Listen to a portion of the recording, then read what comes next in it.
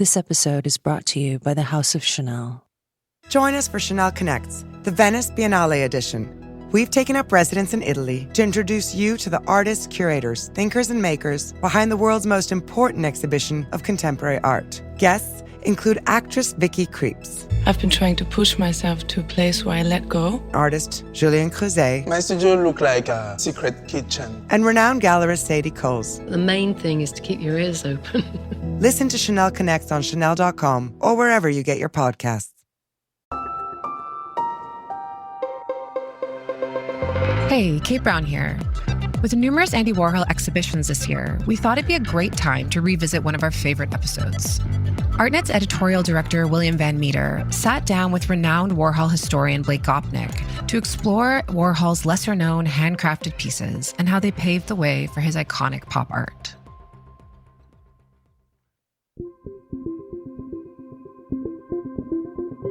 He learned a huge amount in the 50s, and that's what makes it possible for him to do the great pop art in the 1960s. Without his 50s experiences, I don't think he ever would have done the great pop art he did.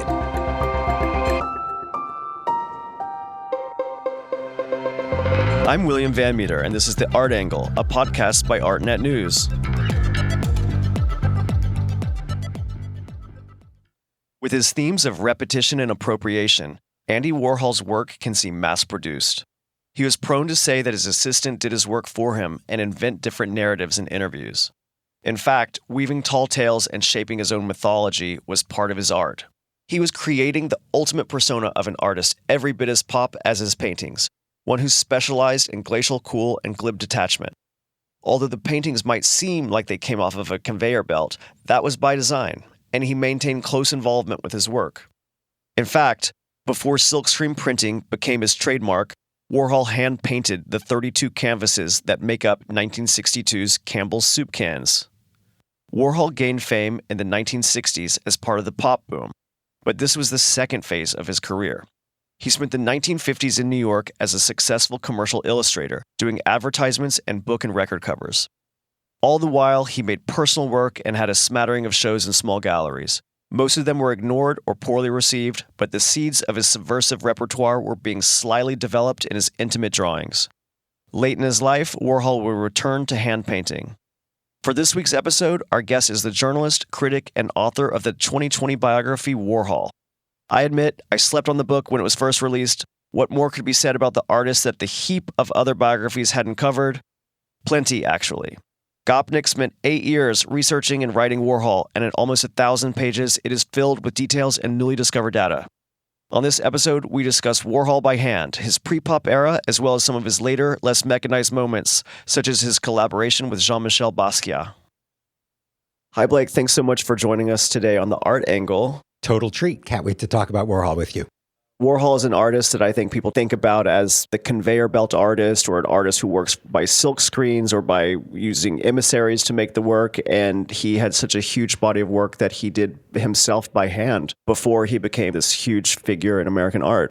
Yeah, absolutely. The handmade stuff is really important, but it's worth mentioning that the whole concept, the cliche of him being a mass producer of art is just completely wrong. Even his silk screens were completely artisanal. He never had an assembly line. That was a shtick. And Warhol's life is all about one shtick after another. And some of his most important shticks get developed in the 50s in some of his handmade work, in fact.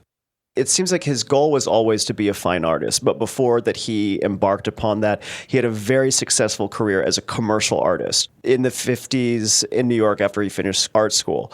But during the time, he kind of had a fake it until you make it attitude that he made sure that he looked the part of a fine artist by wearing like a raggedy suit and having like paint scuffs like all over the shoes and everything, that he really wanted to look the part even if he wasn't the part. Yeah, it's really complicated. I mean, this is the 50s. This is before the boom in the art market in the United States. So very few artists could really make much of a living at all. Late 40s, early 50s, you kind of had to make commercial art in order to keep yourself fed. And that's what they were taught at the Carnegie Institute of Technology in the art department was you all should want to be fine artists, but you're going to have to do commercial work to feed yourselves. But also, because this is, the lefty 40s, also the collapsing the gap between commercial and fine had a certain energy to it, I think, at that moment. So it's a really complicated psychological situation.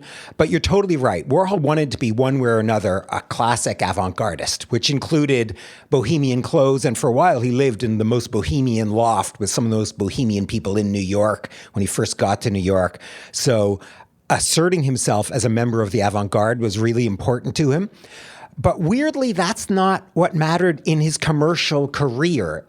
People sort of get it wrong. His commercial work of the 50s was actually relatively mainstream. Some of the art directors who hired him said, yeah, we hired Andy. He was really good. He was especially good at producing work on time and in large quantities. So we'd give you a bunch of different options to choose between. But they always said, but you know what? There were a lot of other people who did pretty similar work. And I once played a really mean trick on Matt Werbekin, one of the greatest Warhol scholars ever. I showed him 3 of these handmade commercial drawings by Andy Warhol, or at least that's what I told him, and asked him to tell me about them, comment on them, and he did that smartly. But actually, I knew none of them were by Andy Warhol. They were by other people working at the same moment in a similar mode. So there was a period style, and Andy was a master of that period's commercial style. And I'm talking here about his commercial work. A lot of people imagine that Andy had his first fine art shows in the 1960s with his pop art. But he had maybe 5 or 6 fine art gallery shows in the 50s that people don't really know much about because they were just wildly unsuccessful. And we can talk about exactly why in a minute. But the commercial work was not at the level of fine art. I don't think he thought it was. It was business. And that's another thing that really matters about it. I once had a conversation with one of the world's foremost Picasso experts. And they said, if Picasso had been hit by a bus in 1906 or 1907, he wouldn't mean anything to us. He'd just be a minor follower of Odilon Redon. Forget the blue period, forget the rose period. None of that would really have mattered in art history. And the truth is, that's kind of true about Warhol as well. If he'd been hit by a bus in 1959 or 1960, he'd be considered an interesting 50s illustrator, if that. Like, how many 50s illustrators can you name? It's only really the later work that makes him matter in art history. But the 50s work really matters because it gives us a window into where the 60s work comes from, in a sense. And there are elements of it in the 50s. He learned a huge amount in the 50s, and that's what makes it possible for him to do the great pop art in the 1960s. Without his 50s experiences, I don't think he ever would have done the great pop art he did. But it's complicated. Yeah, and it was good. It's like the commercial work had allowed him to survive and flourish and buy a house. And it also gave him the safety to show this smaller scale fine art in these very small galleries and have it be ignored and experiment. And you can understand why it wasn't successful. Here's someone who kind of made their name by drawing shoes, having a show about shoes. And I can see why that was not accepted. That wouldn't be accepted now. That show actually was marginally successful. The work from the 50s that matters as fine art, and I think it really matters a whole lot, even though it was totally unsuccessful, is the gay work he did. That's where he really matters in the 1950s. There are a couple of his shows at a gallery called the Bodley Gallery, which was mostly showing, in fact, gay artists or art for a gay crowd. It was in kind of the gay neighborhood in the 50s on the Upper East Side in New York at the time. He was doing pictures of, as people say, boys kissing, and imagery that was clearly homosocial with a strong homoerotic undertone. He may even have shown some or at least erotic images or even semi-pornographic ones. We don't know exactly. Those probably weren't shown, but he was certainly making those images, and everyone knew it, including images of, his friends' erect penises. So the gay work is completely radical. And even the much more mild homoerotic work or homosocial work he showed was way too much for the period. The critics, they were too shy to actually say, we won't tolerate this homosexual work, because that was going too far. But they would say, it reminds us of Jean Cocteau, which was code for this is gay. I think also this was like a period of abstract expressionism, and just him being figurative in the first place was kind of weird, but that it was just so extremely gay, there was no place for it. Yeah, I mean, anyone in the gay community knew exactly what was going on and rejoiced in this work. But that was not acceptable in the larger mainstream. There was figurative work in the 50s. Abstraction was still considered a marginal avant-garde even in the 50s. But the kind of work he was doing with an explicit gay content is hugely exciting, hugely important, hugely brave. From our current vantage point, that's really important work. But there's no way that could circulate, and he discovered that. He realized that he had to move on from that kind of work or he just could never make it. But also the commercial work, I think importantly, is about gender, right? Here's a man making work that's almost entirely for a female audience, right? For the new post-war female bourgeoisie with buying power, right? So there is a sense, and people talked about this at the time, that his particular style, his effete style, his very fey style, was a way for him to inhabit the female world, the female culture, feminine domain. And that made the work attractive, I think. That made the work sell. That made the work important. Because the artists that he was influenced by, the commercial and fine artists like Ben Shahn, actually tended to be on the macho side of things and made politically aggressive work that definitely did not have a fey quality to it. And what Warhol does is he takes the same style, the fractured line that Ben Shahn came up with, and turns it into something much more decorative, much more feminine, which was perfect for women's shoes, women's dresses, women's magazines. That's something to talk about is just his line, is that blotted line. In the book, that was the first time I learned that he kind of lifted that technique from somebody, that he learned that in art school from Ben Shahn. Yeah, I mean, Ben Shahn didn't use the technique. All Warhol did was he couldn't figure out how the other artists were doing it, so he invented his own way of generating a broken line. And he did that by first drawing a normal line with lots and lots of ink and then blotting it. And once he used, as it were, the blotting paper as the finished image, the line automatically got broken. So in a way, there was an automatic quality, almost, if you'd like, a surreal quality to this line. You could sort of tell that there was a mechanism behind it, that it didn't come directly from his pen, that there was something mechanical producing that fractured line with Warhol.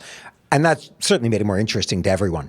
Can you talk a little bit more about like what the look of this is? It's such a look, but it's hard to describe, I feel. Yeah, in 1949, Warhol invents this particular, although it wasn't Warhol, it was Andrew Warhola at that point. He's not yet Andy Warhol. But this young man, Andrew Warhola, invents a new way of making drawings where he copies a kind of fractured, broken dot and dash line that had been invented by Ben Shahn more than anything else. Ben Shahn was the most important artist of the 1940s, a huge superstar.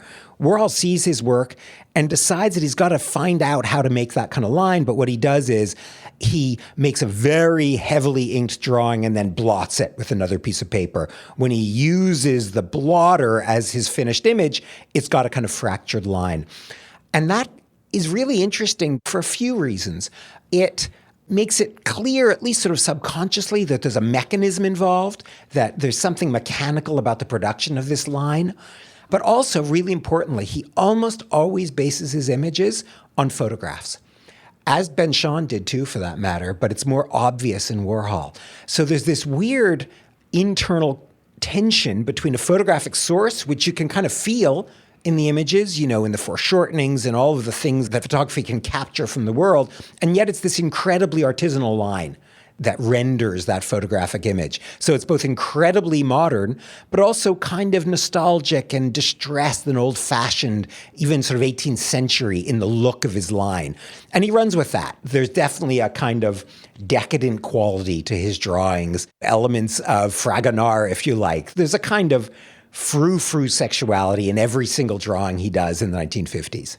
And it's interesting that he pulls his mother into a lot of this creation by using her fanciful cursive. And as it turns out, that is from her, I don't know what her native country is, not Czechoslovakia. It's like an area in the Caucasus Mountains, I think, where she speaks Rusin. Rusin, yeah. I mean, it was Czechoslovakia at various points during her life. It was originally the Austro-Hungarian Empire, then it becomes Czechoslovakia. It's now in Slovakia, where she grew up.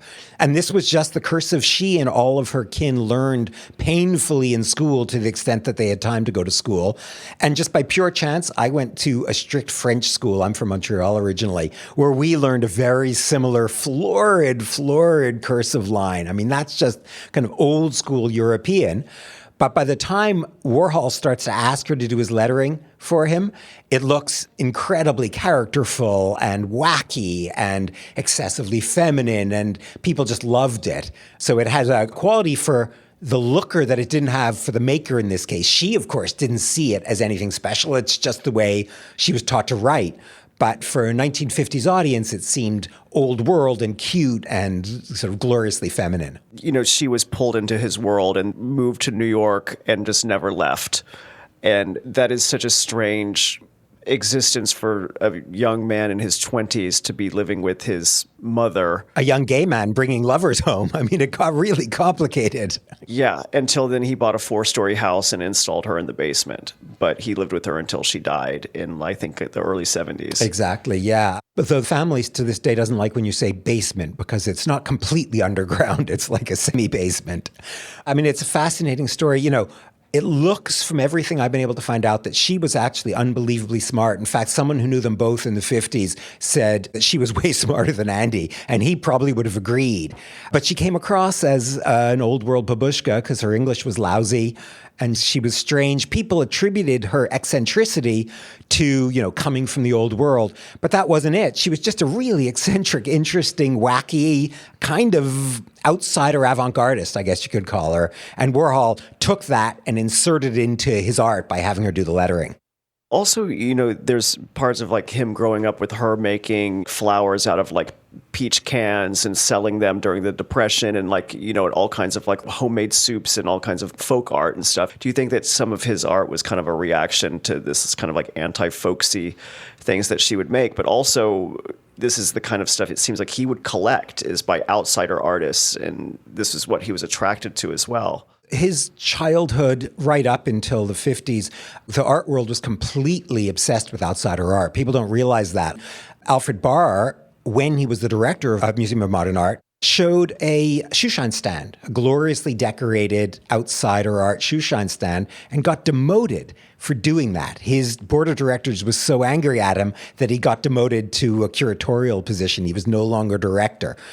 That's how important outsider art was, but how problematic it was. So if you were an avant-gardist coming of age in the 1940s, outsider art was incredibly important to you. And Warhol actually particularly liked commercial artists who worked in an outsider mode. And that's part of the secret of what he's doing too. There is a kind of outsiderish quality to his work. And of course, once he involves his mother in it, it's, you know, completely outsider-ish. So he was kind of transplanting that element of the avant-garde, of fine art, into the world of commercial art. And that was part of the reason for his success. Of course, it pretty much disappears once he starts making pop art, as does the explicit gay content. I mean, there's a gay subtext in all of his pop art, but it's not like the drawings of men kissing that he was trying to show in New York in the 50s.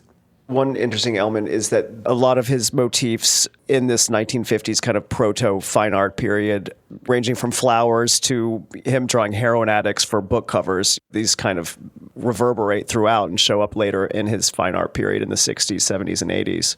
Yeah, it's always hard to know if he hadn't made pictures of flowers and done a commissioned commercial drawing of a drug addict. Would he not have done it in the 60s? I think he probably would have treated those subjects because they're so obviously right for what he's doing as a pop artist. I do think it's really important to recognize the fundamental difference between doing a cutesy pie hand-drawn image of a flower in a 50s commercial or even fine art context, which had very little, how can I put it? That's not an avant-garde gesture. It's not that interesting a gesture compared to what he does with the flower paintings in 1964, right, which is a truly radical gesture. It's his first show at Leo Castelli Gallery, the most important show of his life, and he presents something that's almost interchangeable with like a textile pattern. He presents these images, these paintings of flowers, these silk screens of flowers, at every size, as though they were a commercial product available at different sizes, and in every colorway, which of course is a phrase from textiles. Basically, he's presenting canvases that might as well be commercial product, that might as well be textiles, that in fact are very close to the kind of Marimekko flower patterns that are big in that moment in the 60s. So that's a radical conceptual move. It's a relational move. It's not so much about what the flowers look like. It's really about what they mean, how he's undermining normal notions of fine art. If you're drawing a cutesy pie picture of a flower, you're not undermining traditional notions of fine art. You're right in the thick of what the general public thinks fine art should be.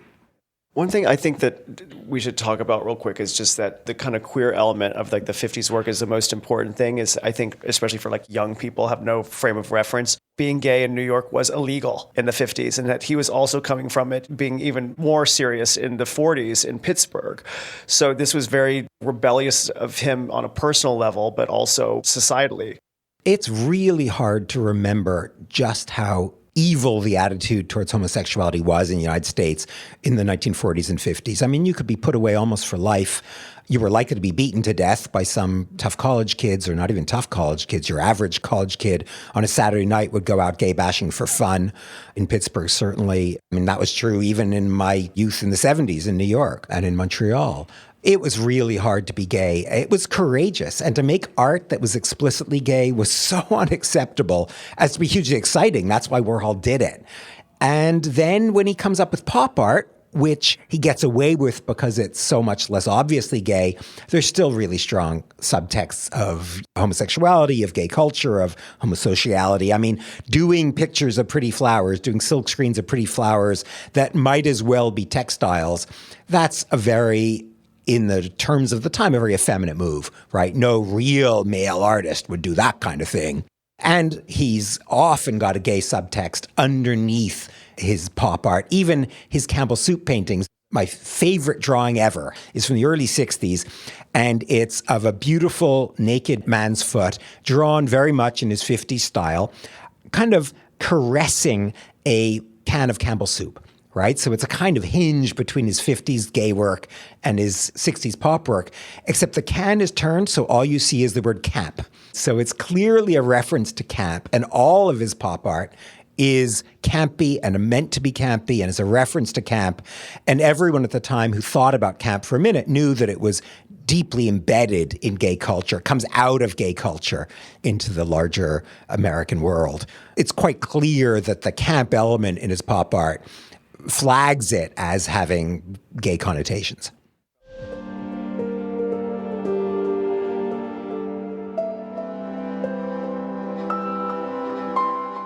He had such a special ability for drawing, and just for him to kind of push that aside for the rest of his career, it seems like that is kind of like a sacrifice that would have been like hard to do, but it doesn't seem like he was much of a doodler or anything, that he kind of really just stepped aside, that he kind of had the eyes on the prize or something. It's kind of hard to fathom making this decision and what the ramifications were on a personal level. Yeah, although his skills as a draftsman are really complicated, because he's actually, you know, when you see him drawing like the floor plan for an exhibition or taking casual notes, they're terrible. I could do as good a job, which tells you just how terrible they are. Most artists who have basic like drawing skills can't do a drawing that isn't more or less realistic. You know, if they draw a square, it's quadrilineal or quadrilateral, I guess is the phrase.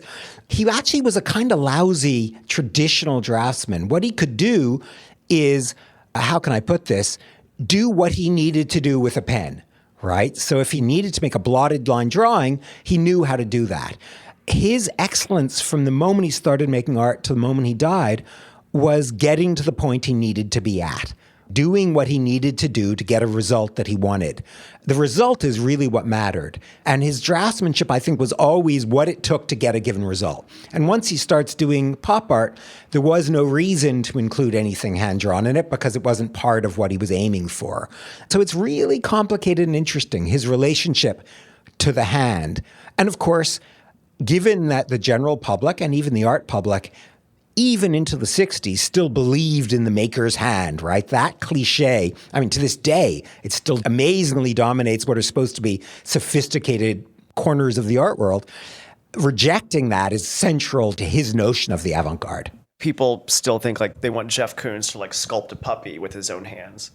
Yeah, it's kind of weird. The New Yorker, in a recent article on Brancusi, kind of diss Rodin for not carving his own marble sculptures, and that's completely normal in the history of Old Master sculpture. And yet, people still want things made by the artist hand. It's kind of amazing. At the same time, I kind of can't blame them. That's why I really like the Warhol 50s stuff, and it kind of makes it more special that he actually is like touching it himself, and it seems kind of more of a pure expression of him, especially someone who created a persona of such artifice, or, you know, whether you think that is a persona or is it just him evolving or what. I mean, I definitely think it's a persona. What I'd say is that Warhol's always faking it. From the very beginning of his life to the very end, in every domain of his life, I'd say. And I think that has to do with growing up gay in Pittsburgh. There was no way to be yourself, in a way. You weren't allowed to be yourself. You had to present something that the outer world wants. He never gave up on that. So I think even when you look at the 50s drawings and they seem to be a kind of outpouring of Warhol, I think he's kind of faking what it is to have an outpouring from your soul. So that's why they're based on photographs, but they feel like something much more personal. I think it's all about that kind of sophisticated fakery. There's always a kind of meta quality to his work, even in the 50s. I think he was born a postmodernist. I think maybe being gay in the 40s kind of forced you into a level of postmodern irony from the very beginning. And that just carries through his whole career. I'm curating a show in Stockholm right now about him as a conceptualist, about his concept of business art. And yet we're opening it with the 50s work. For good reasons, I think, because we should talk about this. The business side of that work is really important. But I know that visitors to the show are going to just love that work. It's the easy work. And I don't want people to flee the difficult later work into the early 50s work. I also think it's interesting that he kind of never gave up on commercial work. Like, he was still always hustling and doing like a Time magazine cover and doing ads and this kind of stuff. And I think a lot of that stems from him growing up in poverty, having to never stop hustling and make a buck and always be a shark. Yeah, people don't realize we've been talking through this whole podcast about his 50s drawings, his 50s commercial illustration. That style, mostly done by an assistant who knew how to fake Warhol style, continues right through 66. He's already stopped making pop silkscreens. He's now a completely avant-garde underground filmmaker, and yet this factory is being supported by his work as a commercial illustrator in a 50s style. Oh, see, I thought it had completely shut down by then. He wanted you to think that, but he didn't want anyone to know that in a room in his house, his assistant Nathan Gluck is still turning out piles of 1950s style illustrations, which are still selling fine to art directors. Am I correct in thinking that the commercial work was shutting down a bit also just because of technology? And like, it kind of made me think of now about how the internet shuts down this, or Web3 and this or that. And back then it was photography was coming on the scene, and that's what made illustration less in demand. Absolutely. I mean, he saw the writing on the wall. You know, to this day, I know people who are commercial illustrators. It still exists. It didn't die completely. But for a man who always wanted to be on the forefront of everything, it was clear that there was not going to be much of a future, or not the same kind of future in commercial illustration as there had been in the 50s. So throughout this period, Warhol always made his own work. He always made personal work. He always made fine art. But when did it finally start kind of resonating and start hitting? It seemed like there was like a real specific moment that the zeitgeist finally caught up with him, or vice versa. Yeah, I'm afraid it's probably vice versa, in the sense that he really starts being recognized in the world of serious, as it were, fine art, avant-garde fine art, whatever you want to call it. In early 1962, he shows for the first time in a group show. It's the pop art, which is one of his great contributions to the history of art. And that's what really launches his career. People realize that presenting a silk-screened painting of $200 bills, and possibly even offering that for $200, was a radical move. Or a little bit later, he has his first solo show in Los Angeles in July of 1962, and it's just 32 paintings of Campbell's soup cans. People realized there was something amazing going on when he did that. The origins of it are pretty interesting, though, because that's not the first time he shows his pop art. The first time he shows his pop art is in a window at the Gunther Jekyll department store, the street side window, in April of 1961. So it's a bunch of mannequins. It's a normal store window. It's a bunch of mannequins showing girls' dresses, colorful girls' dresses. And behind it is a series of paintings on easels, mostly, of images from advertising and from comic books, including an image of Superman from a Lois Lane comic book. So it's very specifically girly imagery. And they're sitting behind these paintings. This is Warhol's first pop art. It's still hand-painted pop art. And it's really born as props. And I think what happens is he makes the props for this window. They are, how can I put it, a new kind of art that he's imagining as a prop at first. It's the weirdest damn thing. And then he realizes in a kind of Duchampian moment, no, wait a minute. I can take these wacky, fascinating props I made that kind of predict a new kind of art and use them as a new kind of art. It's one of the most amazing moments in the history of Western art, really. I think also that there's also like personal elements to these paintings, because one of them is a before and after. It shows a before and after nose job, and he was obsessed with his nose and had already gotten his first nose job at that point. And comics, grew up reading them and stuff. One is a comic image of Superman blowing, right? Which is kind of interesting for a gay man. And it's not from a normal Superman comic. It's from a Lois Lane comic.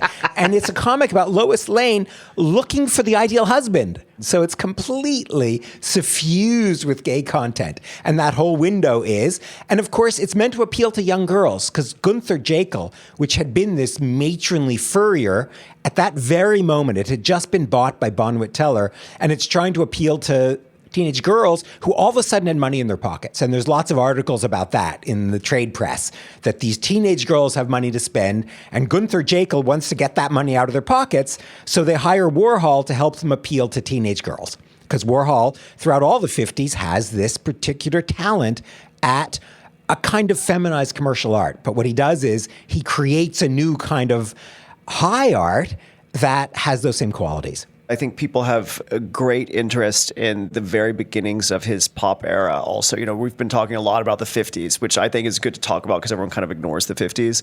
But this very beginning of the 60s, I think people have been very interested in since the 80s. I think there was like a Dia show of this hand-painted Warhol pop era, and Gagosian had a show of this, and maybe it's going to factor into your show that you're curating. People are very drawn to this. I think they see it as this kind of archaeological view of like what would become pop and what would become his work, really. Yeah, although it's amazing, it comes kind of full-fledged almost at once. Even that window at Gunther Jekyll is pretty full-fledged pop art. It's not silkscreened yet, but it has all the other qualities of pop art. And the silkscreening happens pretty soon after he starts showing pop art of any kind. Of course, it's all appropriational. I mean, the central act of Warhol's art in the 1960s and beyond is appropriational.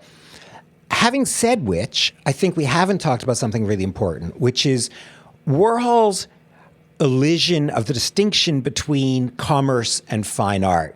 His acknowledgement that all fine art is also commercial product. The first work he ever shows in a commercial gallery in the 60s is that painting, that silkscreen, I should say, of $200 bills. Is there anything that's showing that a work of art is also a commodity? It's that first work of pop art by Andy Warhol. And that elision between those two categories, that practice that he later calls business art, that's really central. And I think his 50s experience as a businessman, right, as an artist who's mostly a businessman producing product, shapes his interest in business as a kind of art supply. And that's there already in his very early pop art, and I think becomes the dominant force in the late 60s when it's a full-blown conceptual practice, not just for Warhol, but for a whole bunch of people. And then in the 70s and 80s, when he does ads, when he does an Absolute vodka ad, actually paints a painting to appear in an Absolute vodka ad, that's business art. And that's a really sophisticated conceptual practice, pretending to be just old-fashioned selling out. Or at least that's the argument of the show I'm curating in October in Stockholm. It's about Warhol as a business artist and all the other very serious conceptualists who are doing exactly the same work, and no one remembers that. They think Warhol is this kind of sellout and is faking it when he declares this practice as a business artist, but he was not at all alone. Really important artists, Robert Morris, Chris Burden, all of these important conceptualists were, at least for a couple of years, working on exactly the same terrain. After years of wandering in the forest of silk screening and of making films and silver floating balloon clouds, when he teamed up with Basquiat, he kind of reconnected, I think, and was like re-inspired and reinvigorated and kind of returned this handmade touch to some of these works. Yeah, although my take on that is a little unusual. I think that it reminds me of what happens in the 50s, where he uses a relatively antiquated, even conservative touch, a traditional, pretty line to render gay content. And what matters is that the line is kind of, if you like, transparent. Because it's traditional, it doesn't matter. And you can look through it to the penises that it's showing, right, in the 50s. I see something similar happening with the Basquiat collaborations, because what matters there is collaboration as a conceptual strategy and race. He's working with a young black former street artist, right? So that's what really matters there. And by returning to the handmade, he's allowing that to shine through, right? Because in a sense, silkscreen belongs to pop art. It has its own baggage. It has its own valence. By going back to the hand, he can sort of say, don't pay attention to the how. Don't pay attention to style. That's not what matters here. What matters is content and the social dynamic and collaboration. And that's what really matters here. So I can afford to go back to a traditional technique in order to let those other components shine through.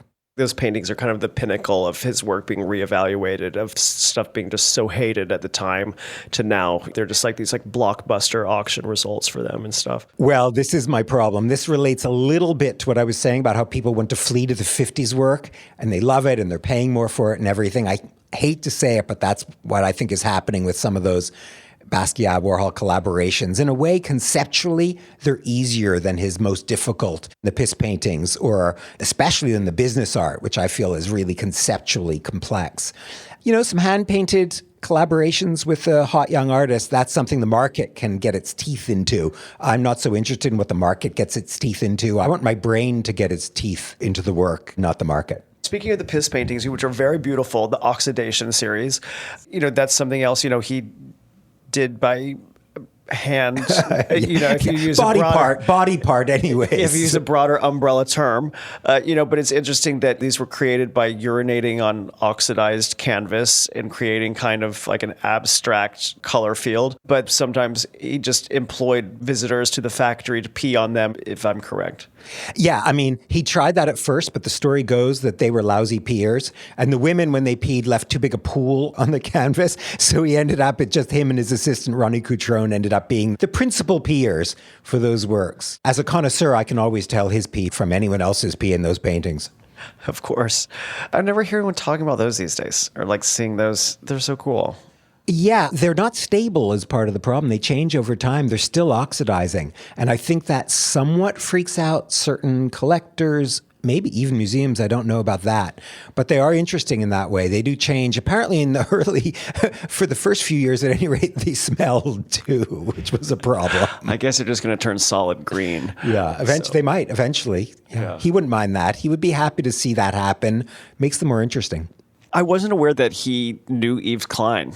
One of the most important discoveries I think I made in the book, we don't know how much they knew about each other, but Yves Klein was doing the rounds of the most interesting studios in 1962, being led to them by Larry Rivers, who was a friend of Warhol's at that point, a pretty good, important friend.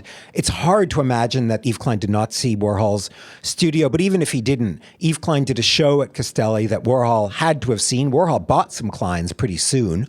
And then Yves Klein starts talking about pop art kind of subjects, about kitsch, just after this moment. So I think that there's a really strong connection there. And Warhol starts doing his monochromes that he called blanks. He would present one silk-screened image, of a car crash or something, and pair that as a diptych with an absolute monochrome. And that's clearly a reference to Yves Klein. And one of his very first silk-screen portraits is a silk-screen portrait of one of Warhol's greatest heroes, Robert Rauschenberg, done, guess what, in a color that's almost exactly the same as International Klein Blue, Yves Klein's famous color. So I think that the connection's really important and really strong. And someone should do a whole show just on Yves Klein and his influence on American art, because I think it's much bigger than people realize. I completely forget about him having this reputation as like a prankster. Everyone just thinks this is this chic blue guy, and when before it was a completely different vibe. I mean, I think he's absolutely a conceptual artist. I think most of his talk about the spiritual, the transcendent, I think that's almost all BS, and he didn't believe it. It was just part of his persona. One of his most important effects on Warhol, I think, was in making clear how important persona was. One of your artistic creations was yourself. And Klein is the great example of that at that moment. And Warhol isn't really doing it all that much at the beginning of the 60s, but he soon realizes that the leather jacket and sunglasses, which he adopts quite late, 64, 65, that is as important an element in his art making as any silkscreen he ever did. Do you think that there's like a quintessential handmade Warhol work or series? You know, there are these gorgeous, huge handmade Campbell soup cans that people don't tend to know about. They're often crushed. The Warhol Museum in Pittsburgh has some, and they're just gorgeous things. They're much bigger than what you think of. In a way, they're a mistake. What really matters is when he does the absolutely four square 32 Campbell soup cans, almost indistinguishable except for the change in flavor. And they're based not even on a photograph as the large Campbell soup cans are. They're based on a commercial logo, as it were, from Campbell Soup stationery.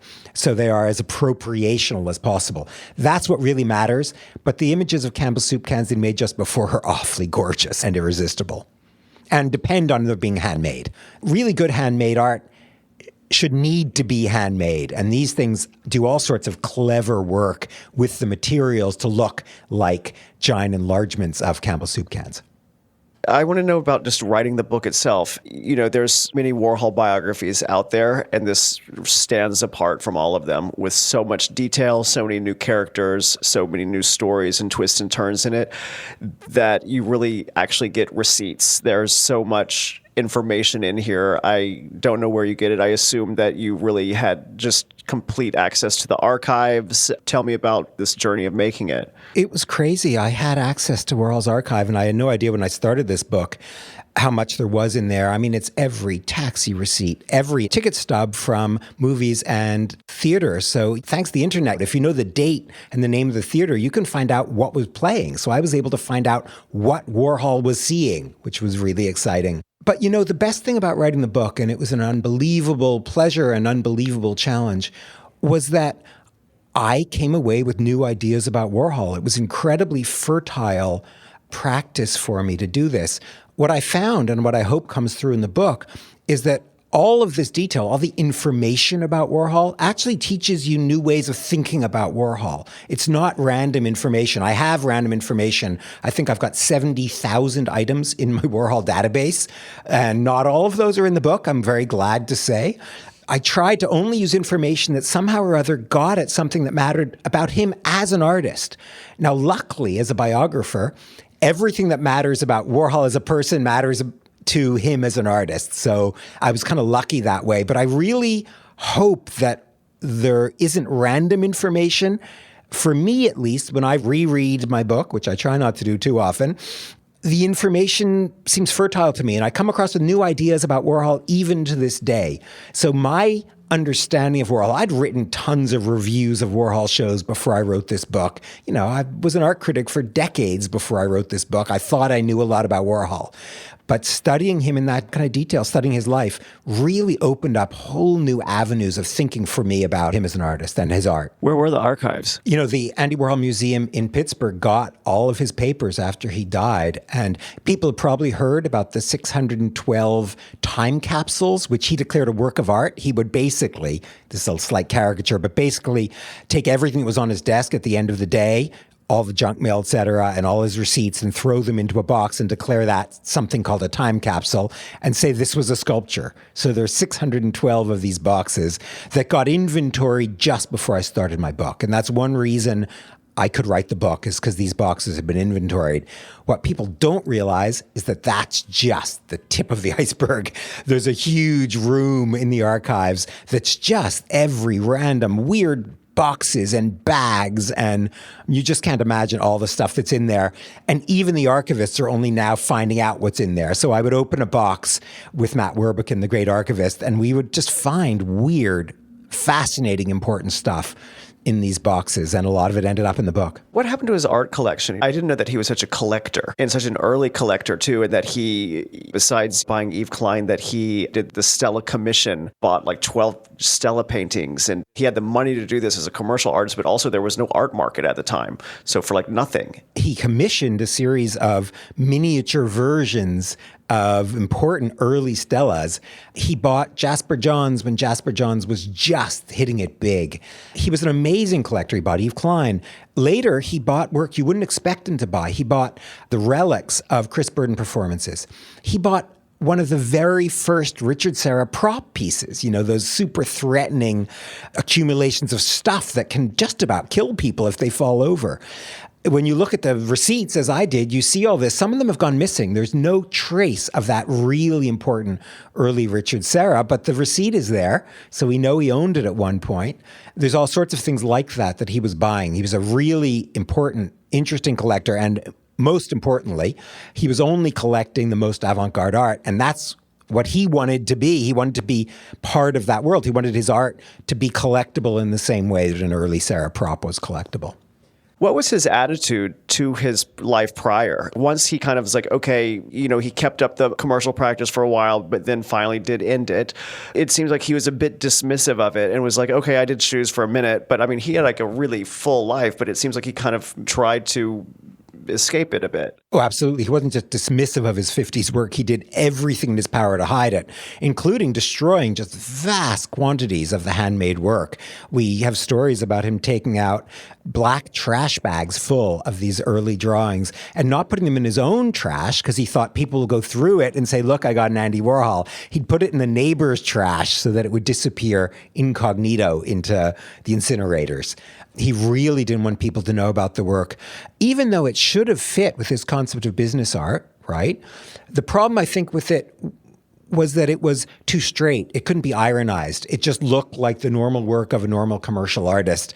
Once he's a pop artist making lousy ads for things, then it gets complicated. Then you ask yourself, wait, is this interesting conceptual pop art or is this just selling out? That's interesting.